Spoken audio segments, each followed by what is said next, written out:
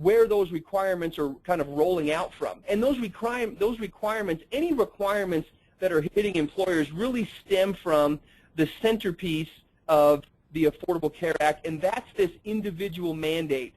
You'll see on your screen right now that beginning in 2014, the game-changing provision of the Affordable Care Act is the requirement for individuals to purchase health insurance or potentially pay a penalty at the end of the year when those individuals file their taxes. Now this is very important to emphasize. The mandate is not on employers to offer health insurance. Now, I'm sure everybody's heard that certain employers, specifically large employers with more than 50 full-time equivalent employees, may face a penalty if they don't offer health insurance.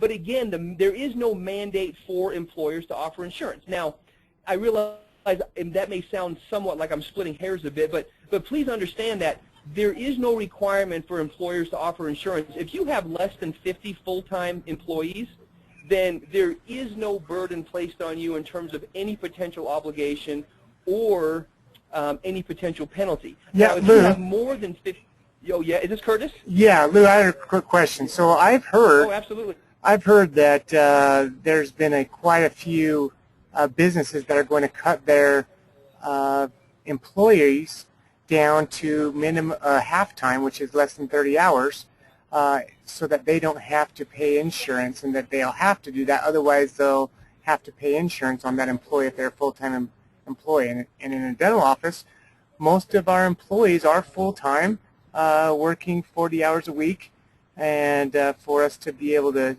provide them insurance or to have to cut their hours will be very difficult. Is that true? Is that going to be true? You bet. You bring up a great point, Curtis, and I'm going to actually hit that in some more detail as we get a little further on about the impact to the employers. But just to kind of give you a short answer at this point, if a dental practice has more than 50 full-time equivalents and they don't offer health insurance, that dental office, number one, is not under any mandate or obligation to roll out health insurance to their people. However, if they fall into a category as a large employer where they're considered at risk to pay a penalty, that's another issue that we have to deal with. And as we move ahead in the presentation, I'm going to talk about who's classified as a large employer and what limitations there are surrounding that penalty and kind of how to get around it and whatnot. So if I could, to give you a detailed answer, can I delay that for about maybe 25 minutes or so? Oh yeah, I just know that that's been a question that I've heard quite a bit, and something that's been in the media as far as having to cut employees, and I definitely want to try to avoid that as much as possible. And if we can answer that later, that's great. That's a great question, but you're absolutely right. Larger companies, and mostly what we're seeing are larger national firms like Applebee's and Home Depot, and these big firms that are trying to minimize the impact of this financial penalty by managing the hours of their employees to reduce eligibility. But understand, for most dental practices, I would imagine most of you that are on this call right now have less than 50 full-time employees, and we'll talk about calculating this full-time employee number a little later on as well. And if you have less than 50 full-time employees, this is the Affordable Care Act in terms of any obligations to offer insurance or any potential of paying a penalty. It is just not there. So I would imagine for 99% of the dental practices that are participating in this call right now, you just need to know right from the start, you are not facing any adverse consequences for changing what you're doing right now if you're not offering health insurance. I think what you're going to find as we move through this presentation that you're just going to have more options to consider. If you're currently offering health insurance and you want to look at more affordable options, I think you're going to find some of those may be present for you. If you don't offer health insurance and you don't want to get in the business of offering your people health insurance, I think you're going to find that that's not going to be an issue for you to avoid that, and you're going to see some options for your individuals as well, for your individual employees. But let me start by just focusing on this mandate, because this is at the center of why everything is rolling out the way it is next year. So the law specifically states that individuals have to carry health insurance, or they could face a penalty at the end of the year. Now, the health insurance has to meet what we call minimum essential coverage. So it just has to, the health insurance that an individual purchases really has to meet certain minimum guidelines set by the federal government. But you'll find, as you look at health insurance that your employees currently carry today, chances are 95% of anything your current employees have with respect to health insurance, it's going to meet the requirement of this mandate rolling into next year. So I just point that out because there is no requirement for your people to change the health insurance they have right now.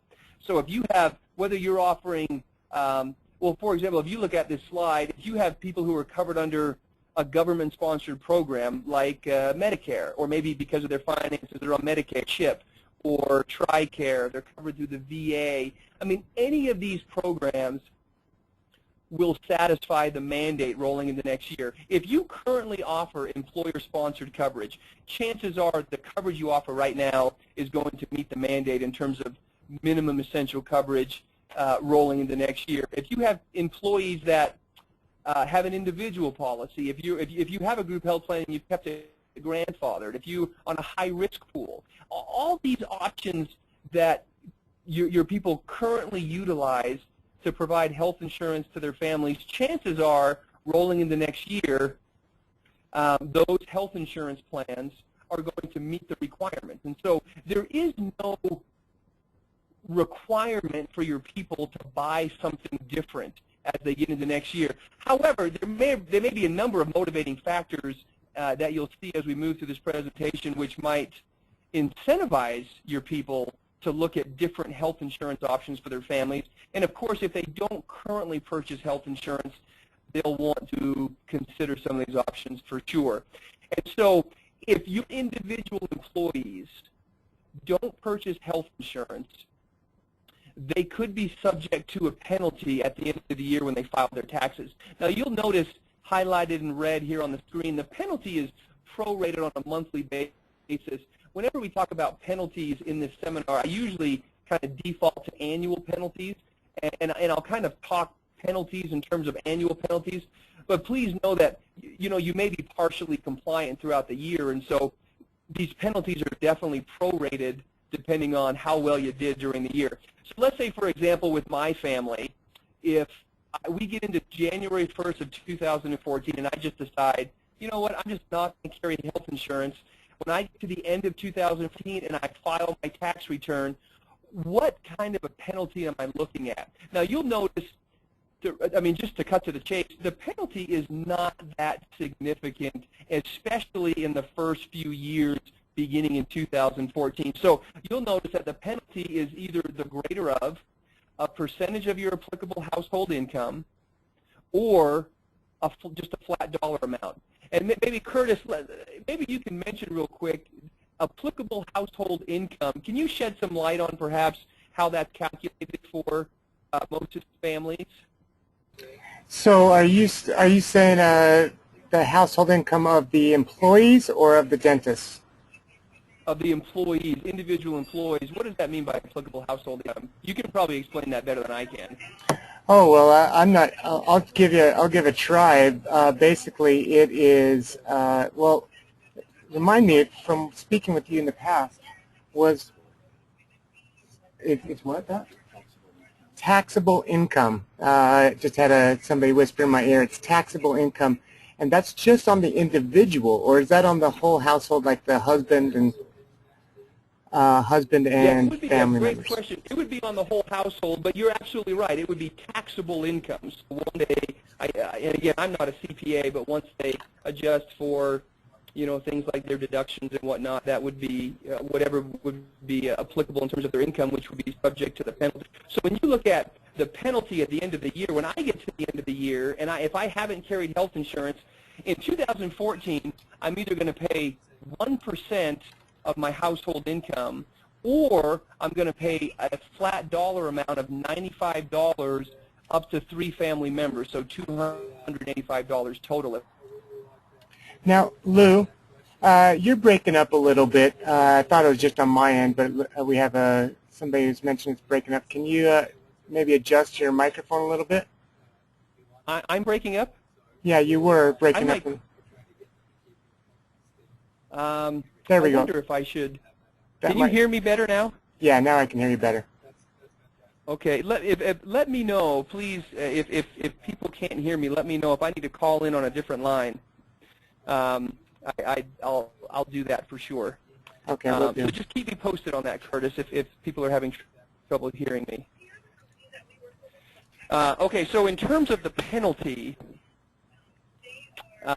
So yeah, just real I quick, don't pay back to the household income. It was confirmed by a CPA who's right next to me saying that it is the taxable income of that whole household, whether that's your husband, your wife, whoever that is. It's the taxable income that you're receiving.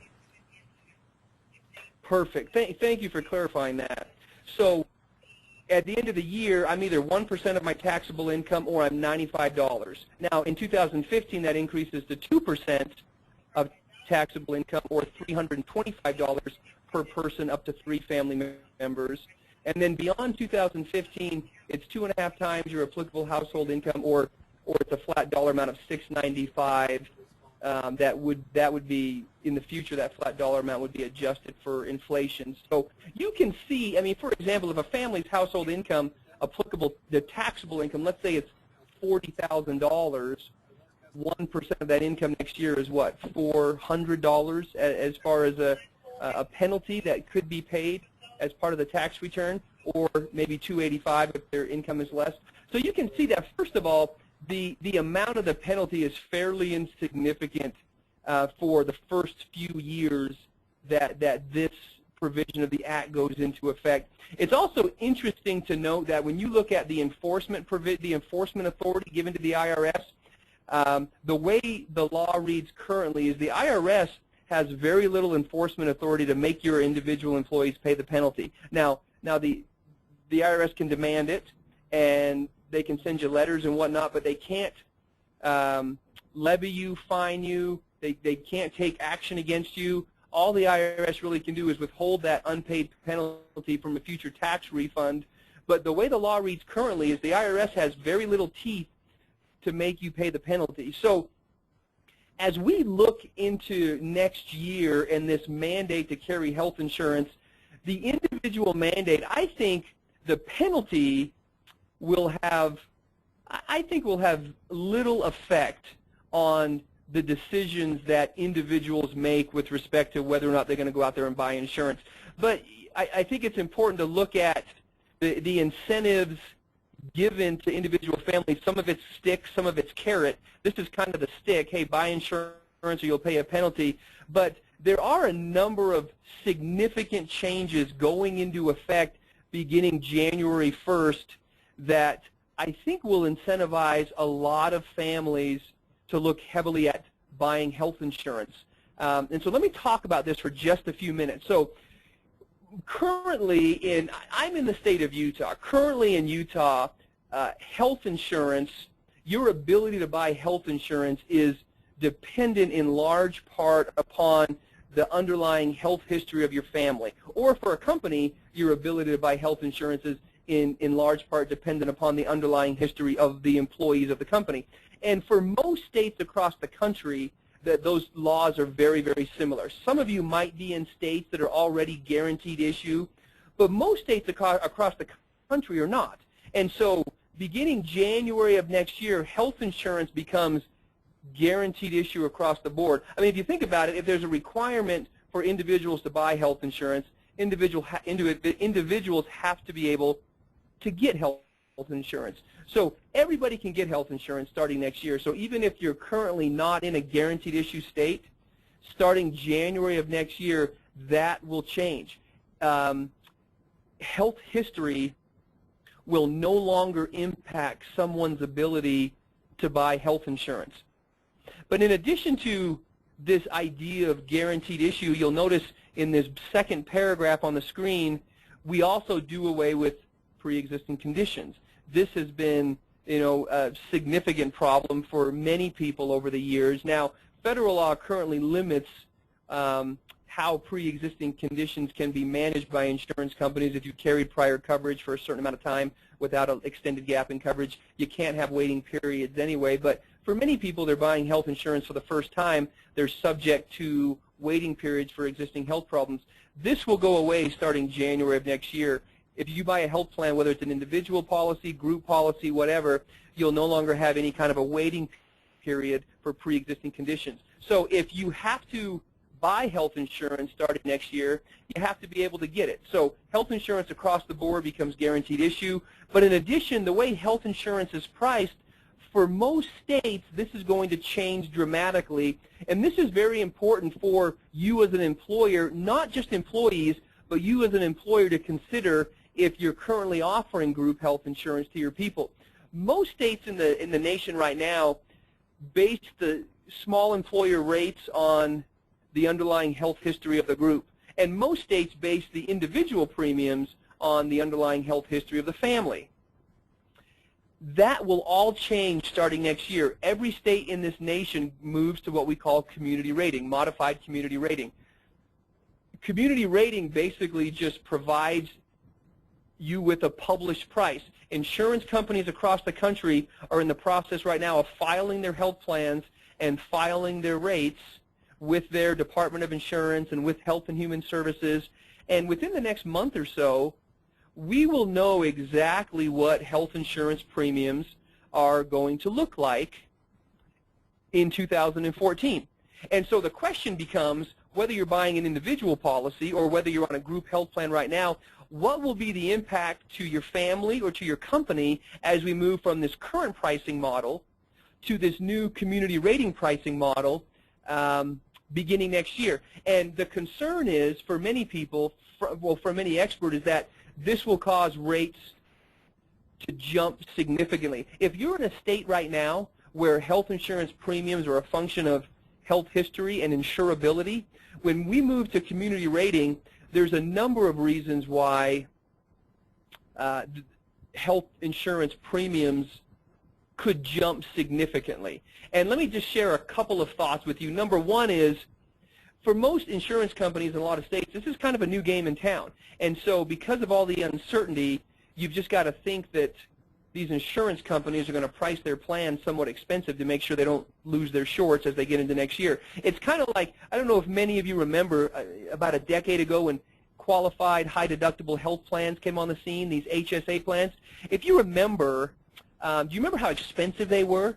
I mean, these were new products on the marketplace, these HSA health products. And insurance companies didn't quite know how to price them. And if you remember, there was a huge disconnect between these high-deductible plans you were buying and what you were actually paying for them. They were just really expensive. And it took a few years before the insurance companies, I think, got some traction, and these prices kind of fell in line with, you know, what you were buying. The concern is we might see a lot of that here as well, especially when you consider, so think about this.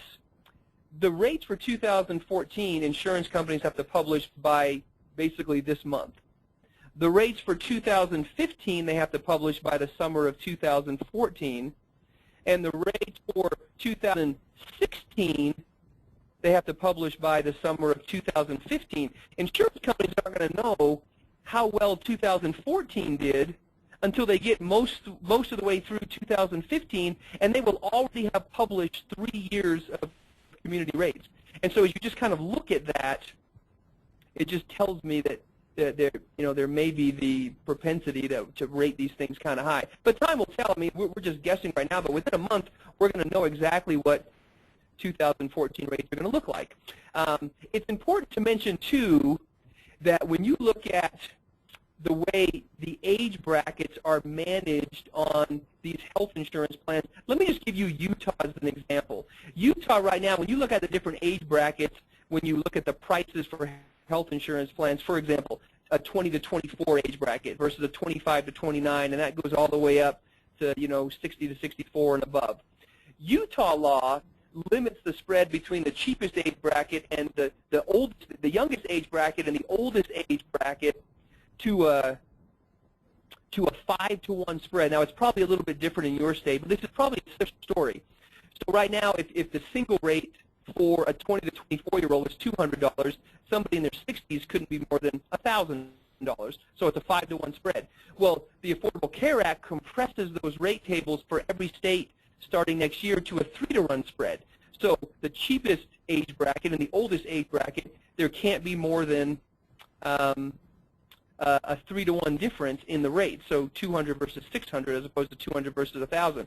The reason that's impactful is because what that's going to do for many states is cause your younger ages to increase significantly and your older ages to come down a little bit. So young, healthy, single people could see, the fear is we could see their rates increase significantly. So why am I telling you all this? Because if you're in a state right now that is transitioning from some sort of insurability model to this community rating starting January of next year, whether it's your company's health plan or you have individuals that are just carrying their own policies, you're going to want to look at what are my prices right now and what are these prices going to look like in 2014, because if my rates are going to jump significantly, then you're going to want to look at strategies that you can implement this year to either minimize the impact of community rating or at least delay it as long as possible.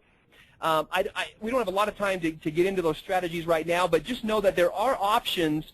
But this is community rating. This is very important for groups and individuals to understand how this transition rolling into 2014 is going to impact your current prices.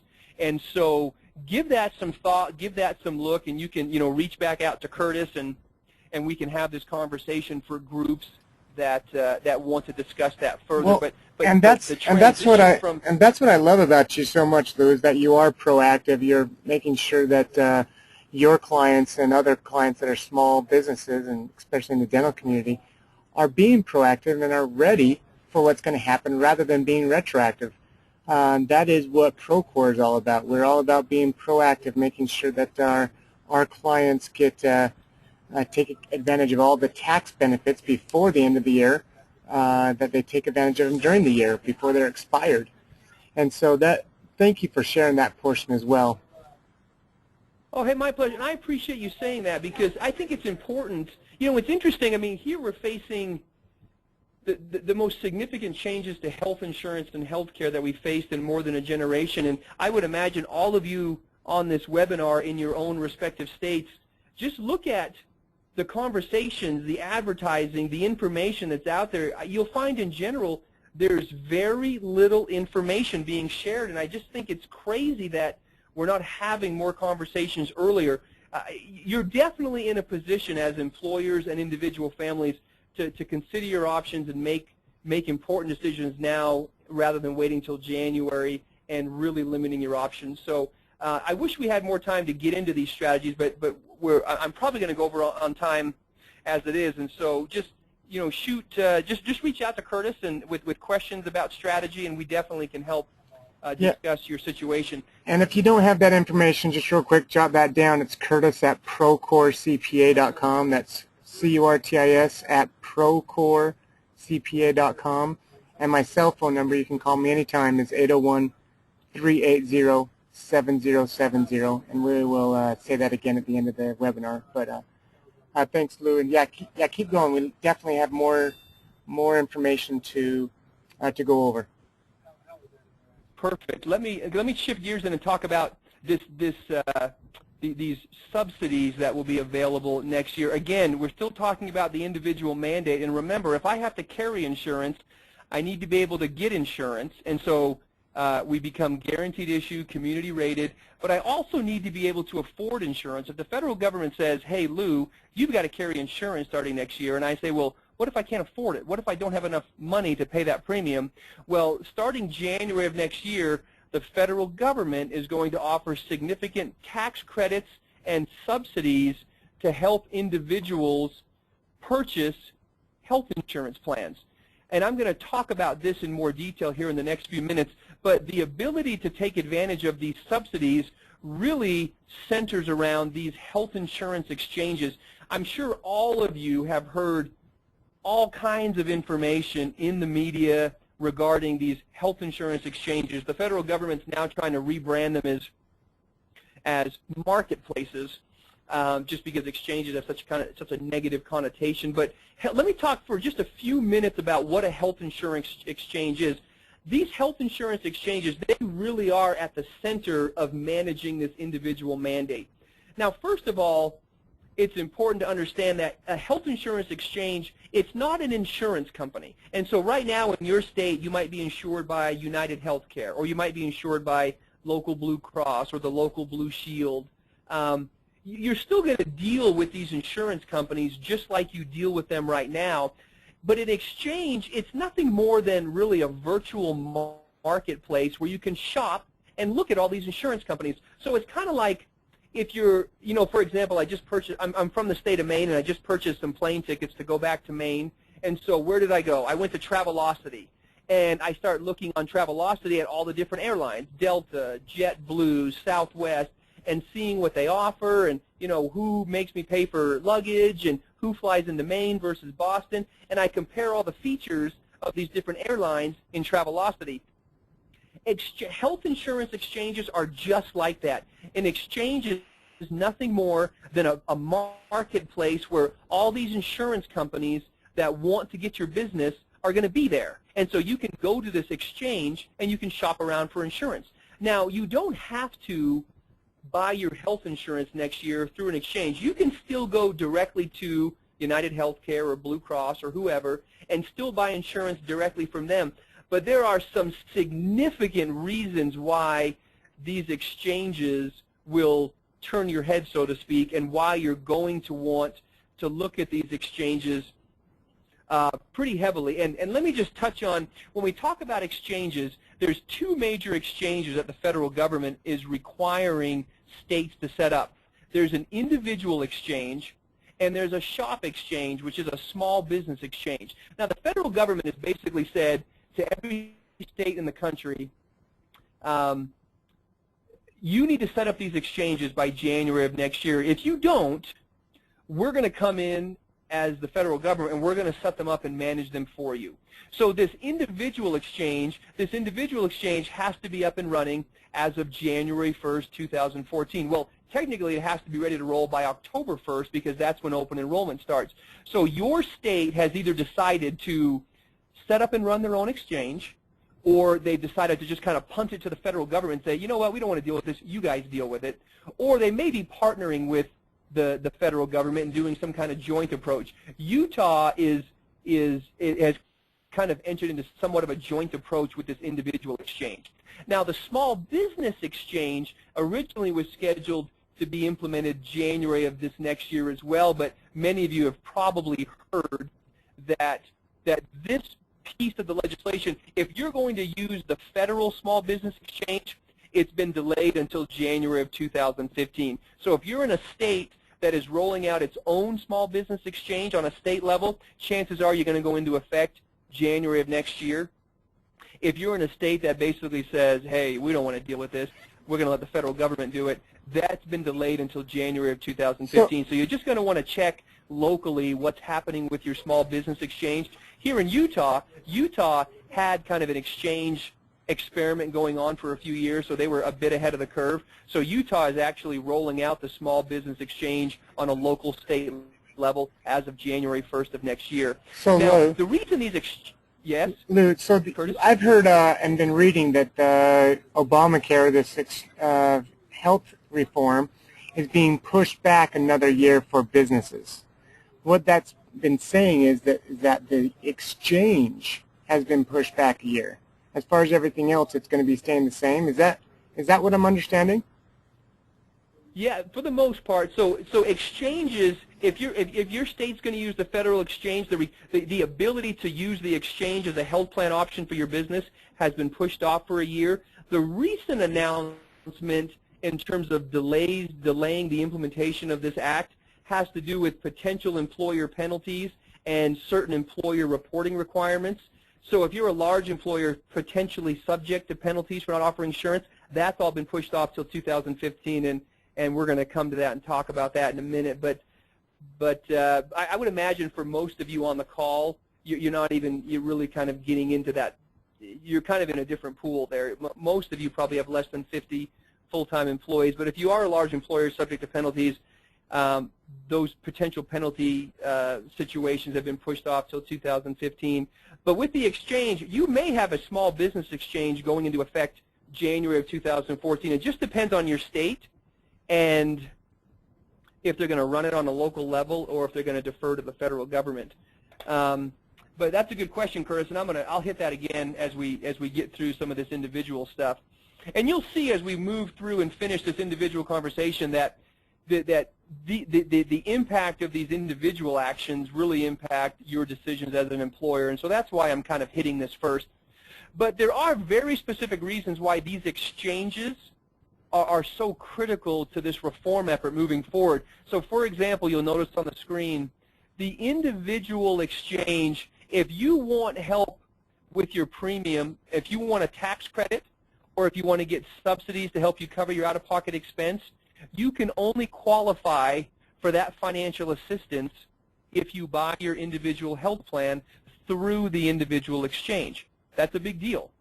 If you, as a small employer, want to take advantage of things like the small business tax credit, or if you want some more flexibility in terms of your employer contribution requirements, and that depends on just kind of what your state sets up for these employer requirements, or if you're really looking to roll out some kind of defined contribution model, there's some specific reasons why a small business exchange might make a lot of sense for you. Now, you're going to see as well some other private exchanges roll onto the marketplace. I'll be really honest with you. I'm trying to figure out the real benefit to these other private exchanges. I think time will tell whether they're priced a little better or they have different insurance companies participating or whatnot. We'll see. You might be getting solicitations and advertisements in your state from co-ops and private exchanges. There's a lot of little programs that are probably going to pop up over the next couple years, and these are all just sort of in addition to these federally required exchanges. These are the two main exchanges, this individual marketplace and the small business marketplace. And again, as an employer, it's important for you to start looking at the impact of these options on your company and also on your individual employees. It's important to start looking at that now. Within the next month, we're going to know what the rates look like in 2014. And so you can start having these conversations now and seeing the impact of these programs on what you're currently doing or what your individual employees are currently taking advantage of. So again, you don't want to wait until January to try to figure this out. You really want to spend the third quarter of this year getting educated and figuring out what's the best course of action for my company, or what's the best thing to help my employees do to help them save money and get the best coverage possible, and figure that out by the end of September. So you've got the fourth quarter, you've got these open enrollment windows to take advantage and implement. So just a thought there. So let me talk real quickly. This is some interesting information. I want to talk about this individual health exchange because I'm confident for this audience, for dental practices, that many of your employees are going to look heavily at these individual exchanges because, again, unless I'm wrong, I think most of you don't currently offer health insurance, and you probably won't offer it going into next year. And so Curtis in his office can be a real resource to all of your individuals to help them take a look at how do I navigate this individual exchange and take advantage of more affordable health insurance options. In many cases, many of your individual employees might have their premiums subsidized 100%, and I'm going to talk about that in a minute. But let me just mention this individual exchange is important because it really fulfills three major roles, and I title these roles traffic control, quality control, and cost control. Let me talk about traffic control just for a minute. Remember, if I'm going to go get insurance and I want a subsidy, I have to go to this individual exchange. The first thing this exchange does when I apply for coverage is it determines if I'm eligible for other government programs like Medicaid or CHIP or Medicare. And if I am, it automatically sends me over to those respective agencies to take advantage of those benefits. If I am eligible for government programs, I am ineligible for premium subsidies.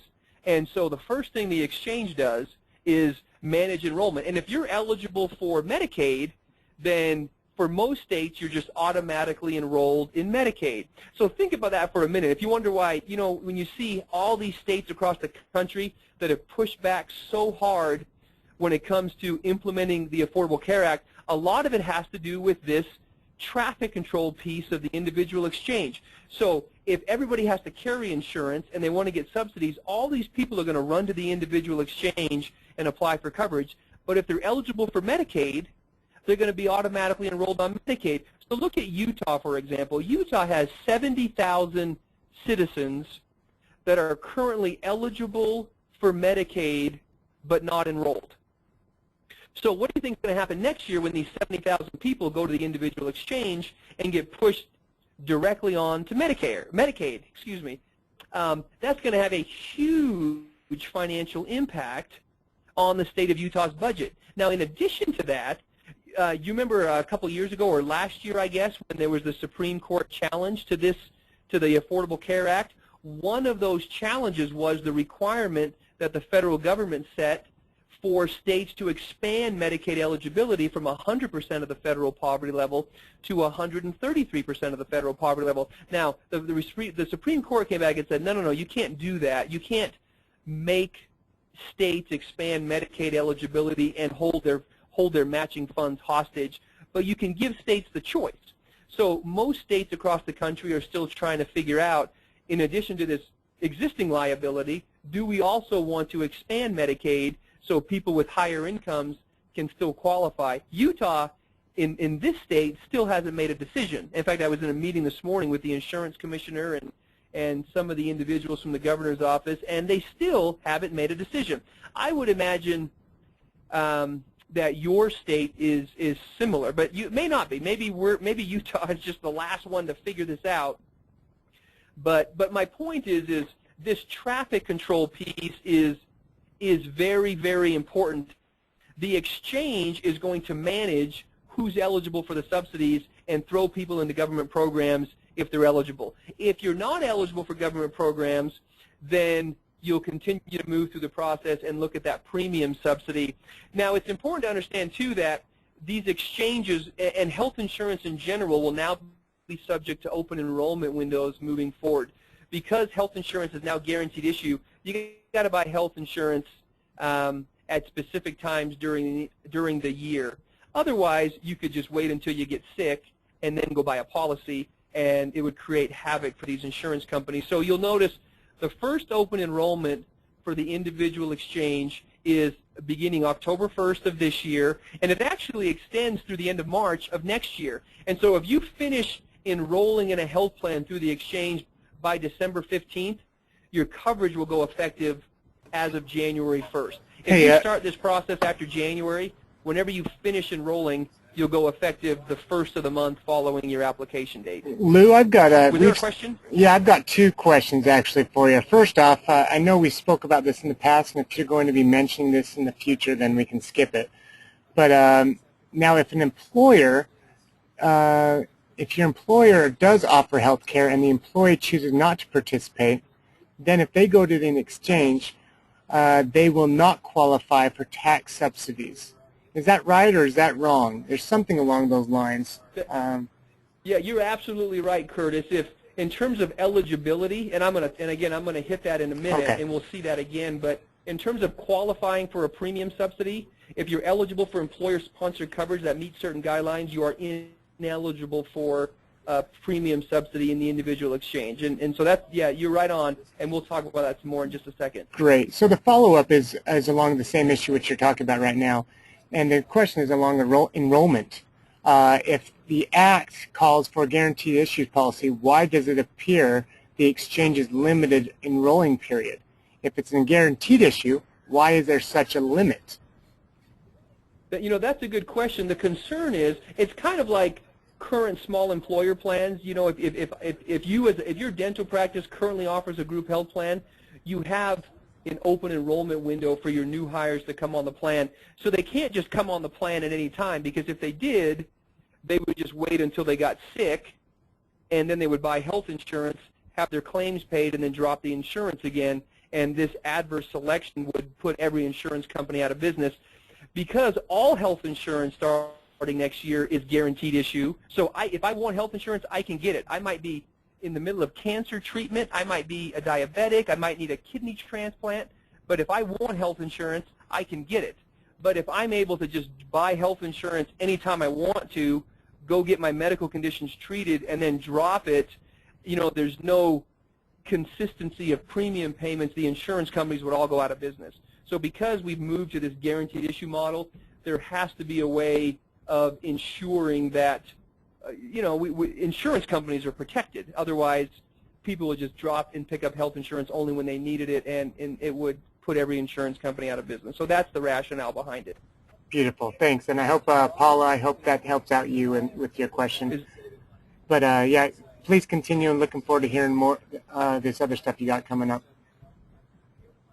Perfect, thank you. And so you'll notice, so open enrollment's a big deal, and it won't just apply to buying insurance through this individual exchange. It will also apply if you just continue to buy your health plan in the private market. You will be subject to open enrollment limitations. Now, once we get past 2014, open enrollment, it's basically the fourth quarter of every year, so October 15th to December 7th with January 1st effective dates.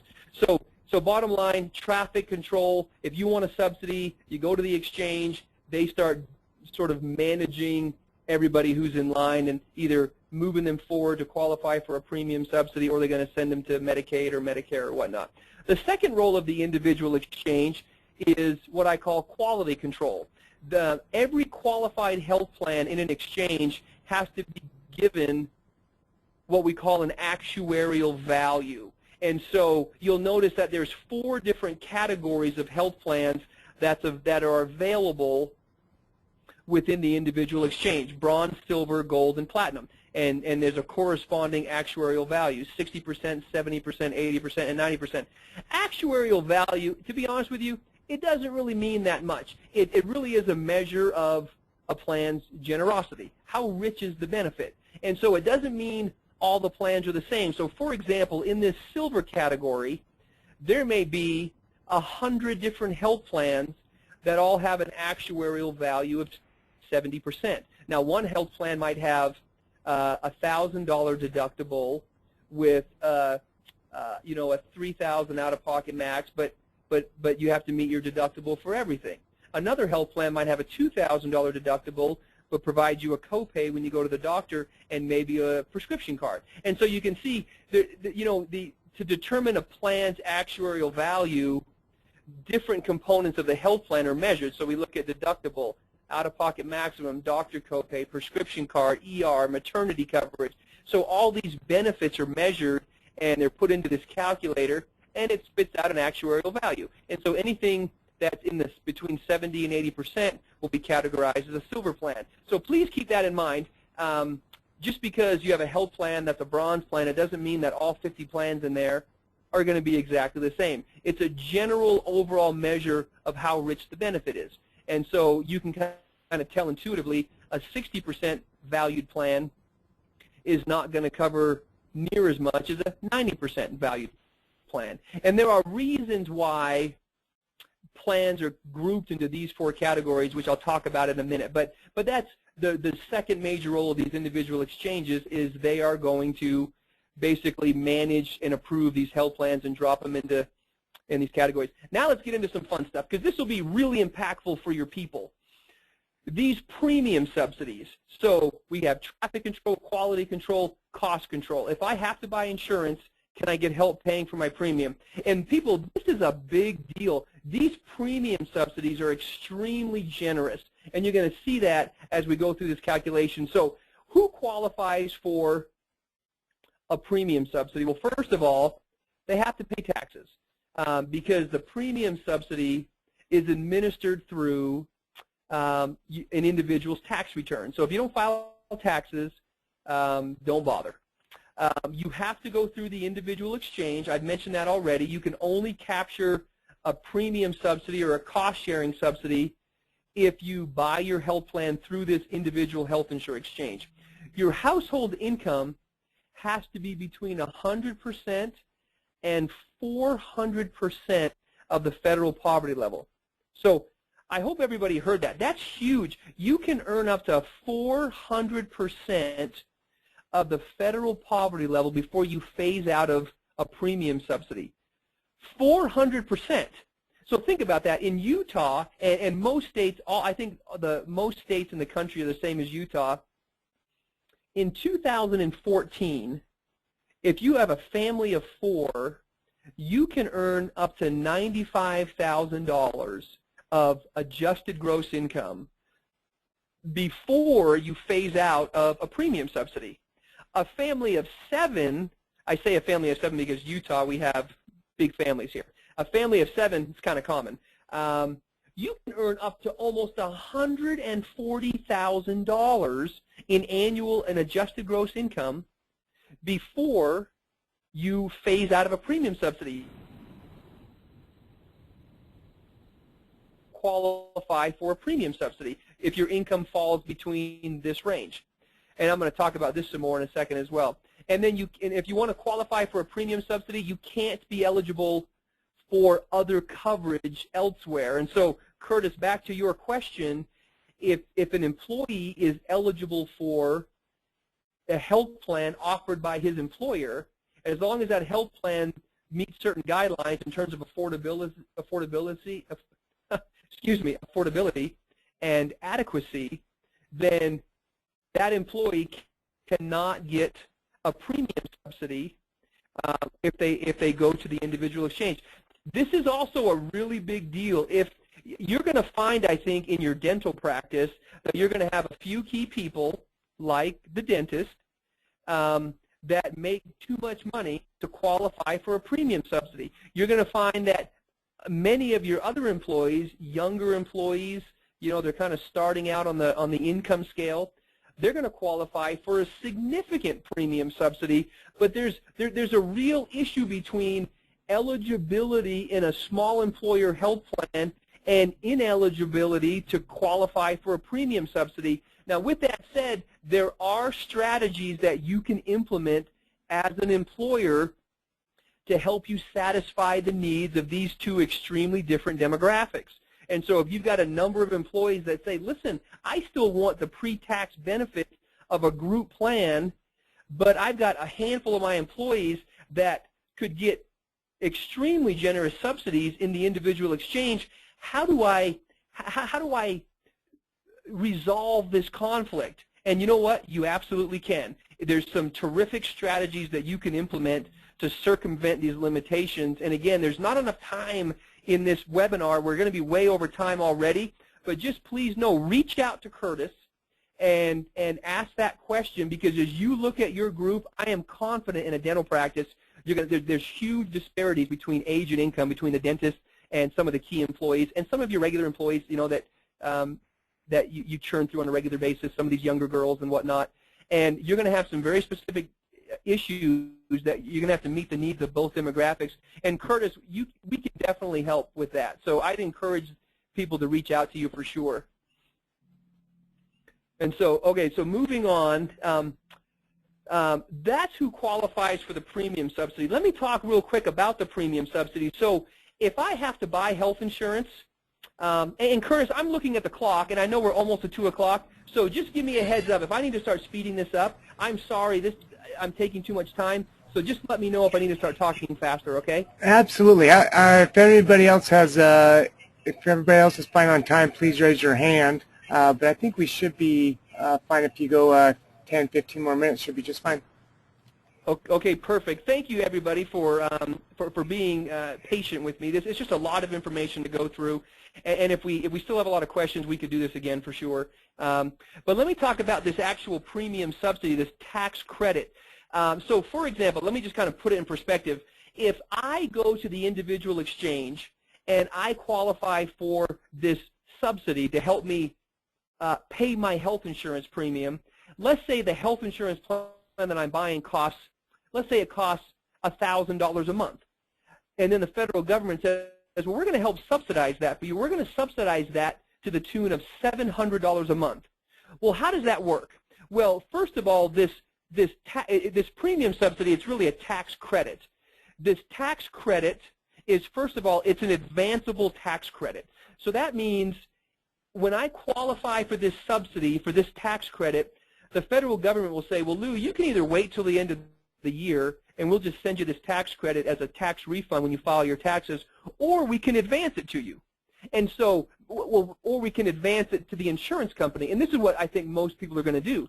So if my premium's $1,000, but the federal government's going to subsidize that to the tune of $700 a month, I'm only responsible to pay my insurance company a premium of $300 a month. The other $700 is going to be paid directly by the federal government, directly to my health plan.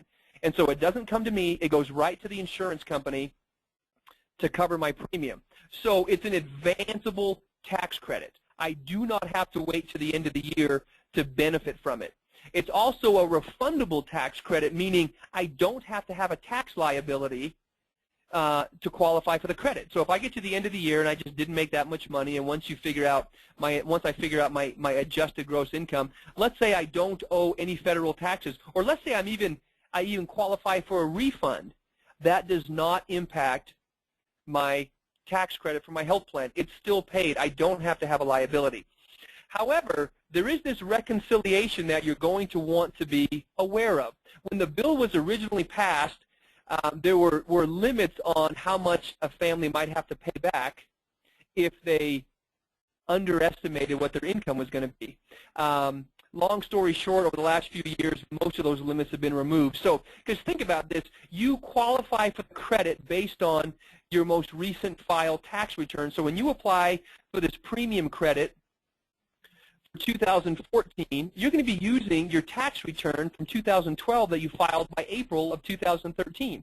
And so you're going to be estimating your income for 2014. When you get to the end of 2014, and you actually file your taxes for 2014, if you estimated wrong, you could either qualify for a larger credit, and that would just come to you in the form of a tax refund, or you could owe money back to the federal government. So there is a reconciliation process you're going to want to be aware of. But in terms of the impact of this tax credit on your individual families, it's immediate. It can immediately, starting in January, reduce your out-of-pocket expense for health insurance premiums. So let's talk about qualifying, calculating your credit. How does this work? And I'm going to go through this real quick. You're probably going to have a lot of questions when I'm done here, but let me just give you a feel for just the generosity of the credit. So first of all, determining the first step you have to take is determine where does my household fall in terms of our income relative to the federal poverty level. And so where my family's income falls on this federal poverty level scale depends on, number one, the size of my family, so how many people in my family, me, my wife, and 3 kids, and then how much annual income my household generates. So you'll notice that a family of 4 at 100% of the federal poverty level, now this is 2011, just so you know.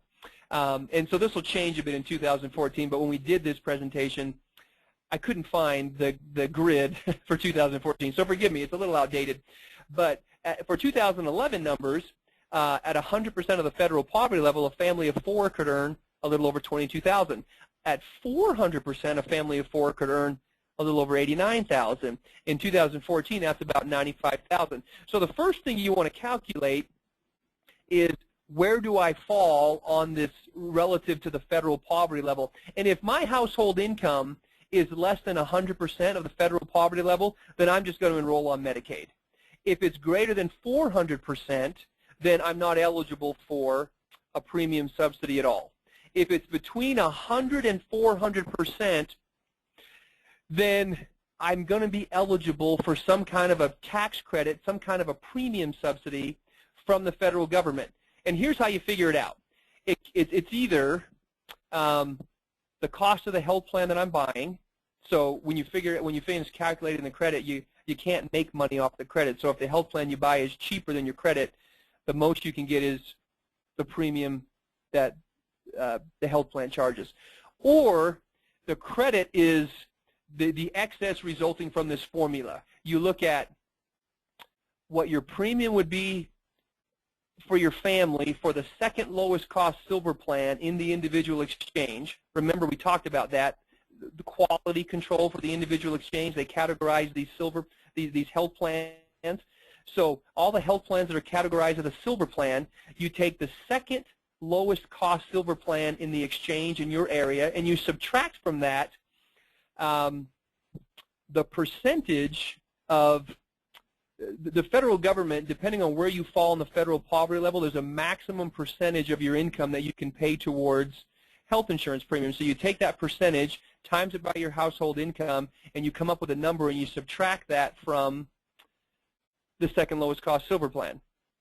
Does everybody get that? Probably not. I had to do this about 20 times to figure this out. So let me give you an idea. So you can see on this grid here, depending on my family size, you can see if you look at your household income, you can see where, and again, your household income and where you fall relative to the federal poverty level is a function of how many people in your family and how much money you make. But let's say when you do that calculation, you're at 200% of the federal poverty level. And so that means, based on the federal government's guidelines, you can pay, the most you can pay towards a premium is 6.3% of your household income. And so at 200% of the federal poverty level for a family of four, that's $2,700 a year. So that's the most that you'd be required to pay towards health insurance. And then here's what you do. Let's say the annual cost of the second lowest cost silver plan in your market is $12,500. You take that and you subtract from it. See here at the 200% of the federal poverty level, the most that you're required to pay is $2,952. So you subtract the two. The annual cost of the premium minus the maximum amount that the federal government says you're required to pay towards your health insurance plan, and that number is your subsidy. So you can see on this slide here in this example, if the silver plan costs $12,500 a year and I'm at 200% of the federal poverty level, that means my income was $46,850. At 6.3% of that income is $2,952. So subtracted from the silver plan gives me $9,179. That number right there is my subsidy. And then I can use that subsidy to buy whatever individual health plan I want. So if I go up to an 80% plan or a 90% plan that costs more, then I pay the difference. If I want to go down to that health insurance premium completely subsidized by this $91.79 and pay nothing out of my pocket. Anyway, that's how the subsidy is calculated. I realize it takes a little bit of practice to figure it out. I'm telling you, I kind of went through this in my mind over and over. So just know that there are simple calculators out there. In fact, my office in the next few weeks, once we know what the cost of the silver plans are, we can even send you our calculator, and you can do the calculation real simply for your people. There's estimates out there right now. You can find subsidy calculators online, but the 2014 rates for your area probably have not been released yet. So they're just working off of somewhat of an estimate. But you'll be able to figure this out pretty soon. You don't have to do it longhand like that. But anyway, but that's how the subsidy is calculated. But the point that I wanted to drive home with this subsidy is you're going to find that many, if not most, of your employees will qualify financially for a fairly significant subsidy. I feel pretty strongly that that's going to be the case. And so I think you're going to want to start looking at that in the months of August and September so that your individual employees can be in a position to start going through that open enrollment process in October and taking advantage of those subsidies that are available to them.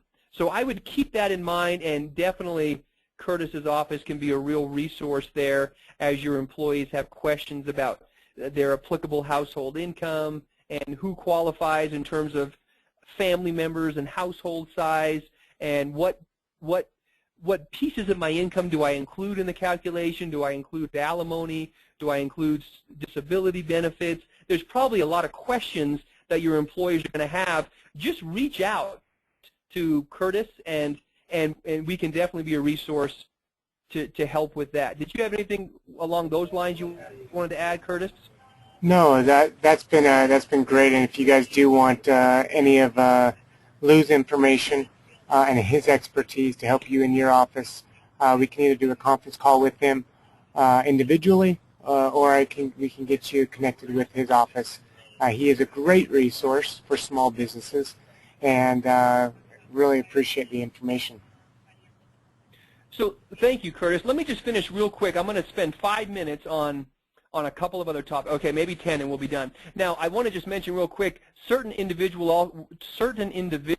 will also qualify for cost-sharing subsidies, coverage with meeting their deductibles and co-payments and whatnot. I'm not going to get into that right now, but that's also another benefit that your employees might be able to take advantage of. I'm going to skip. Let me do this because we're out of time. The Small Business Exchange definitely has some features that you're going to want to consider.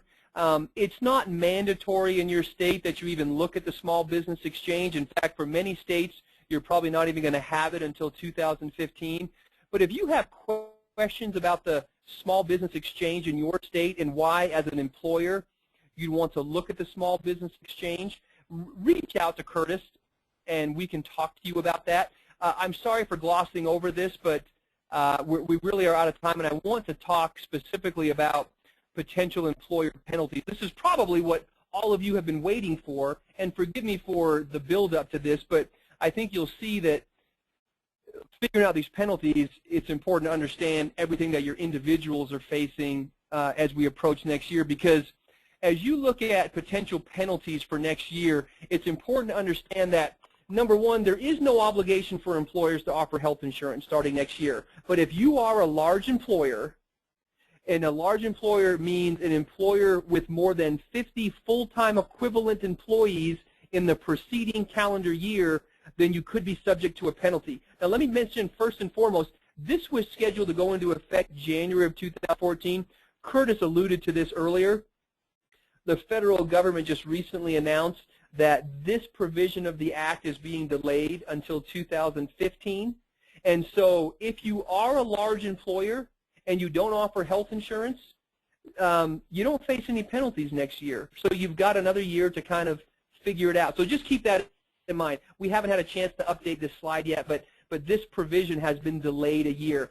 But this is important to point out. If you're on the bubble, 50 full-time equivalent employees in the preceding calendar year, so 2014, are you a large employer? It's based on your employment activity now in 2013. So as you look at your workforce, if you're on the bubble, if you're close to crossing this threshold, you have plenty of time to implement creative changes in your workforce to keep you below 50 full-time employees. How do you calculate whether or not you are a large employer? Well, you've got full-time employees. If you have full-time employees, anybody that works over 30 hours a week, they're considered a full-time employee. They're just given a value of 1. And then you want to figure your part-time employees, and I would imagine as dental offices, you have a lot of people working less than 30 hours a week. You're going to add up all those individuals' hours, their monthly hours, and divide by 120. And that will give you a full-time equivalency value. You probably don't have a lot of seasonal employees, and you probably don't use temp agencies, so that's probably not an issue for you. Mainly, you're going to add up all your full-time people, and then you're going to do this calculation for your part-time people. And you do this every month of the year, and then you average the totals for every month of the year to determine if for the year you were a large employer. So when you add up, so let's say you had 20 full-time employees and 15 full-time equivalents, you add the two together, and that puts you at 35. So you're below 50. So you are not a large employer. You are not subject to any potential penalties whatsoever. I would imagine that most of your offices, when you do this calculation, you're going to be below 50 full-time equivalents. And if you're below 50 full-time equivalents, you'll notice that you face no potential penalties whatsoever. You have no obligation to offer insurance, and you're not penalized if you don't. Now, if you are a large employer, it's important to understand something with regard to this penalty. Let's say as a company you have a lot of part-time people and a lot of full-time people, and you do breach this threshold, and you could face a penalty. First of all, it's important to understand that even though we use your part-time people in the calculation to determine if you're a large employer, if you are a large employer, you're only penalized on your full-time employees. And it's important to understand that if you're penalized, it's not because you didn't offer insurance, and it's not because your employees went and got it somewhere else. You are only penalized if one of your employees goes to the individual exchange and receives a premium tax credit. Then that triggers the penalty. So if you're a large employer and you don't offer insurance, and one of your employees that should have been eligible for your insurance goes to the individual exchange and qualifies for a premium subsidy, it'll trigger a penalty. And the penalty is $2,000 annually for each one of your full-time people, but you get your first 30 full-time people for free. So there's a couple things that are really important in this paragraph. Number one is you're only penalized on your full-time people. So if you have 100 part-time people that are making you a large employer, you do not face any potential penalties on part-time employees working less than 30 hours a week, and you get your full-time employees, the first 30 of them, you get for free. And so if you have less than 30 full-time employees, you will never be subject to a penalty. But if you are, let's say you have 35 full-time employees and 100 part-time people, so you're a large employer, you don't offer health insurance, one of your full-time people goes and gets a subsidy, well then if you only have 35 full-time people, you get your first 30 for free. Your penalty is only on 5 people times $2,000 annually. It's a $10,000 penalty. That's how you would figure it out. So it's important to understand that if you are a larger dental practice that could be subject to a penalty, if you can manage your workforce so you have less than 30 full-time employees and you employ more part-time employees, then you minimize or completely eliminate any potential liability for a penalty. And this comes back to Curtis's comment earlier in the seminar that some of these large companies like Home Depot and Applebee's and whatnot, they're moving a lot of their workforce to less than 30 hours a week so that they minimize this potential penalty. And so you could implement the same kind of strategy. I hope that makes sense. If you still have questions about the penalty, definitely reach out to Curtis. That's the penalty if you don't offer health insurance. If you are a large employer and you do offer health insurance, then just keep in mind your health insurance has to pass 2 tests so that you avoid paying a penalty. You could, as a large employer, still face a penalty if you offer a health plan but it's too expensive or it's not adequate. So from an affordability standpoint, you have to pay enough of the single rate of your health plan so that your employee's portion of the premium is no more than 9.5% of their W-2 income, and your health plan has to have an actuarial value of at least 60%. Listen, people, it's hard to fail these 2 tests. If you are offering a health plan, you have to work really hard to fail these 2 tests. So it's usually not an issue. But if there are some of you out there who are a large employer and you offer health insurance, just know that as long as you meet these 2 tests when it comes to your health plan, you are not at risk of paying a penalty. Even if your employees decline the health insurance and try to go get it somewhere else, you still aren't at risk because you satisfied the test. Now, if you fail the test, then anybody who goes and gets a premium credit who would have been eligible for your health plan, it's a $3,000 annual penalty, but it's only applied to those who went and got the credit. Remember, if you don't offer health insurance, and even if just one person goes and gets a premium credit, you pay a $2,000 penalty for everybody you should have offered health insurance to, even if only one person gets the credit. But remember, you get your first 30 people for free. In this scenario, you only pay a penalty for those who actually went and got a premium credit, but it's $3,000 a year. But again, remember, it can never be, the penalty in this scenario can never be higher than what you would have paid if you didn't offer health insurance. And so if you have less than 30 full-time employees, again, you wouldn't be subject to a penalty Anyway, that's a quick review of potential penalties. You probably have a lot of questions. Just, again, reach out to Curtis, and we'd be happy to look at your current situation. These last few slides talk about managing full-time employment status. If you have a lot of seasonal turnover and you're worried about managing who's eligible as a full-time employee, we can implement some strategies to help you with that. I'm not going to go through all that right now. I don't think it's really going to apply to many people here. And so in a nutshell, please keep in mind for your dental practice, I would imagine that almost everybody on this call has less than 50 full-time equivalents. You do not face any obligations to offer health insurance. You do not face any penalties, but you can be a great resource to your people to help them understand these individual exchanges, take advantage of these premium subsidies. You can meet this need of your employees. I think many of your employees, you can help them meet their needs in these individual exchange and not create a financial burden for your dental practice. And at the same time, we can still help some of your highly compensated people like the dentist take advantage of pre-tax benefits through the company. It's some creative strategy, but we definitely can do it. And so keep that in mind as you're looking at options. Reach out to Curtis, and we can help be a resource to you. With that said, thank you for your time. Curtis, I'm going to throw this back to you. Yeah, I've actually got one last thing for you. Number one is thanks everybody for being on today, but you've given us some really good insight and some real comforting news for, like you said, most of dental practice throughout the United States, that there will not be penalties.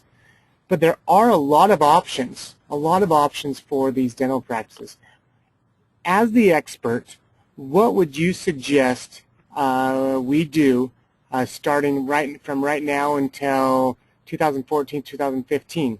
Would it be just to educate our employees on the options that they have, or what would be your suggestion for us to go out and do today? Well, I'll tell you what we're doing with the companies we work with here in Utah. We work with hundreds of companies, mostly in Utah. I mean, we work with companies across the country, but we have a lot of business right here in our local market. And what we're doing with these companies right now is gathering some information. Now, I realize some of this is somewhat sensitive, but we're trying to be a resource to these families. So we're looking at, first and foremost, if you currently offer a group health insurance plan, then we're taking that information and we're comparing that to some of their options as we approach the end of the year. I think there's 4 major options you want to consider as an employer, and this is whether or not you offer health insurance coverage right now or if you don't. You want to look at, number one, what are the prices going to be like in 2014, and how does that compare to what we're paying right now? Because if 2014 pricing is better in your state than what you're paying right now, you're going to want to start moving ahead to prepare for an insurance plan change effective January 1st. Why not take advantage of better pricing as soon as possible? You need to understand, and this is a common misconception, that most people think with their individual policy or with their small employer health plan that they are contractually obligated to stay on those health plans for a 12-month period. And it generally, in every state, is just not the case. You can cancel your health plan with notice at any time. And so as you look forward to January, if community rating is a better position for you to be in starting next year, then you'll want to make some changes as of January 1st to take advantage of better pricing. If community rating is not going to be, if it's going to put you in a worse situation, you're going to want to either renew your insurance plan at the end of December to delay the impact of community rating as long as possible, or perhaps consider other options. And there are some other options to look at. It's a lot to get into right now, but if you have questions about what does that mean, other options, reach out to Curtis and we can help discuss that with you in your specific state.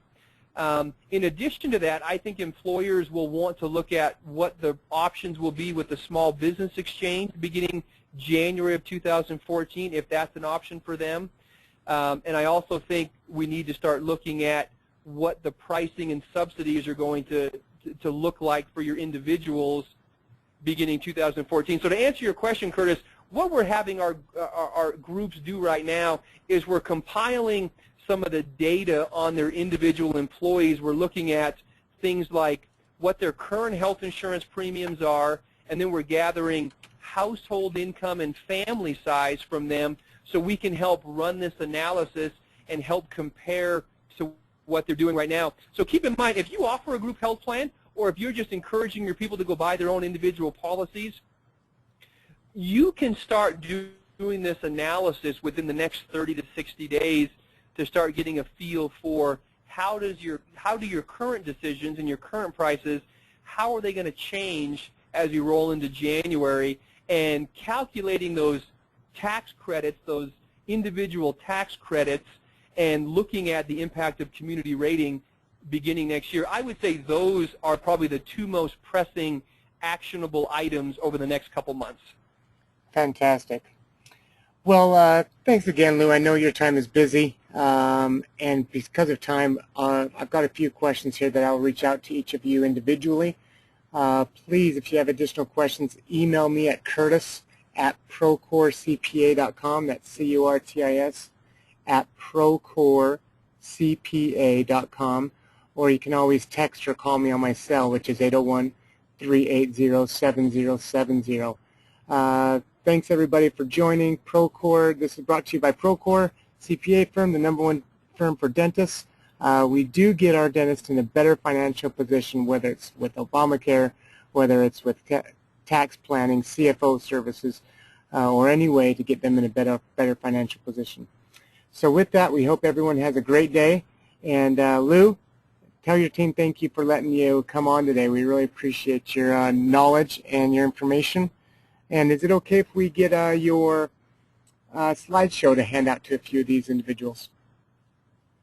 Absolutely. I'll make sure to forward that on to you, and you can send it out. How's that sound? Sounds great. Does that sound good to everybody else? Fantastic. Well, we'll make sure to send that out to you. Until next time, we will have another webinar next month on our webinar series.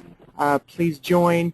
We look forward to seeing you. And until next time, have a great day. Thanks, Lou. Hey, thank you. Goodbye.